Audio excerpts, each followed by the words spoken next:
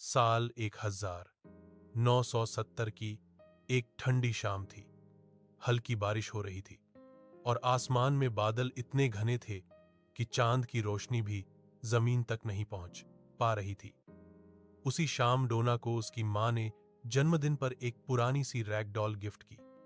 गुड़िया साधारण थी, लाल ऊन जैसे बाल, काले बटन जैसी आंखें और चेहरे पर सिली हुई मुस्कान। देखने में वह मासूम लगती थी, इतनी मासूम कि कोई भी उसे अपने कमरे में सजा कर रख दे। डोना और उसकी रूममेट एंजी ने उस गुड़िया को कमरे के सोफे पर बैठा दिया।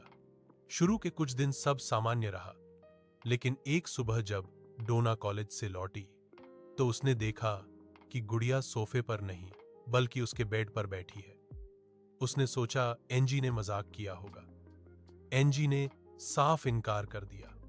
दोनों हंसकर बात टाल गईं। अगले दिन गुड़िया के हाथों की पोजीशन बदल चुकी थी। तीसरे दिन वह फर्श पर पड़ी मिली। चौथे दिन वह घुटनों के बल दरवाजे की ओर मुड़ी हुई थी, जैसे किसी का इंतजार कर रही हो।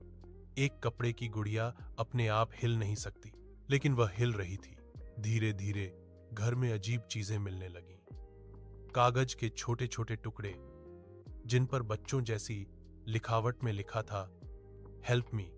उन कागजों का पेपर घर में था ही नहीं। एक रात एंजी की नींद किसी खरोंच की आवाज से खुली।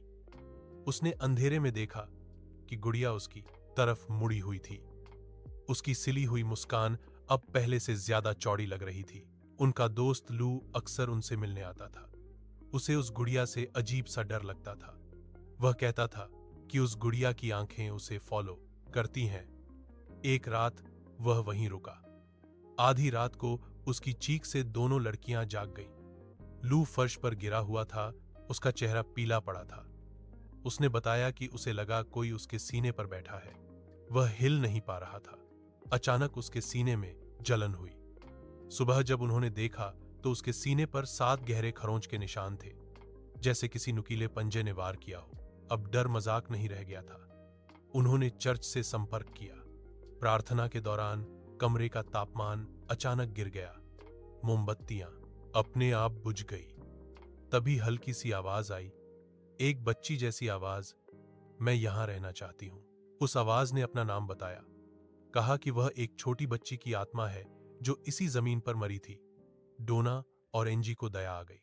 उन्होंने सोचा, अगर यह मासूम बच्ची है तो उसे शांति से रहने दे। यही उनकी सबसे बड़ी गलती थी। उसके बाद घटनाएं हिंसक हो गई।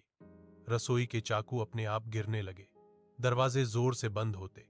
एक रात डोना ने महसूस किया कि कोई उसके कान के पास सांस ले रहा है। उसने आंखें खोलीं तो गुड़िया उसके तकिए के पास थी। उसकी काली बटन आंखें अंधेरे में चमकती सी लग रही थीं। एक अनुभवी पैरानॉर्मल इन्वेस्टिगेटर को बुलाया गया। उसने कमरे में कदम रखते ही कहा कि यह किसी बच्ची की आत्मा नहीं है, यह एक दानवी सत्ता है जो सहानुभूति पाने के लिए मासूम कहानी बना रही है। ऐसी सत्ता सीधे किसी इंसान पर कब्जा नहीं कर सकती जब तक उसे अनुमति न मिले। इसलिए वह किसी वस्तु को माध्यम बनाती है।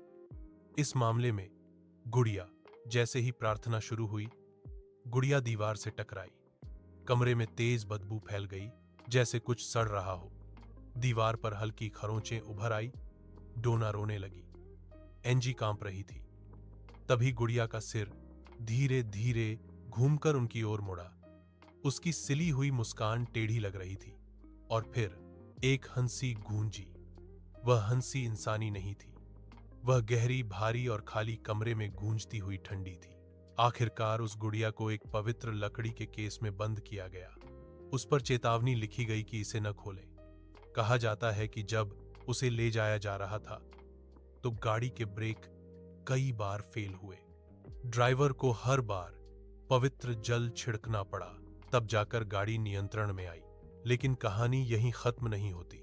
जिस कमरे में वह गुड़िया रखी गई, वहां आने वाले कई लोग उसे देखकर हंसते थे। एक युवक ने कांच पर हाथ मारकर कहा था, अगर तू सच में कुछ है तो मुझे चोट पहुंचा। उसी रात उसकी मोटरसाइकिल का एक्सीडेंट हुआ। उसकी मौत हो गई। उसकी गर्लफ्रेंड ने बाद में कहा कि हादसे से ठीक पहले उसने उसे पागलों की तरह हंसते सुना था। आज भी वह गुड़िया बंद है। उसकी आंखें कांच के पार से बाहर देखती रहती हैं। कुछ लोग कहते हैं कि रात में उसके केस के अंदर हल्की दस्तक की आवाज आती है। कुछ कहते हैं कि उसकी मुस्कान बदलती रहती है और कुछ लोग कसम खाते हैं कि उन्होंने उसे पलक झपकते देखा है। सबसे डरावनी बात यह है, दानवी सत्ता को समय से फर्क नहीं पड़ता।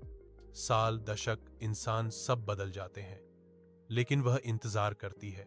और अगर कभी किसी ने गलती से भी वह केस खोल दिया तो शायद अगली कहानी किसी और के घर से शुरू होगी।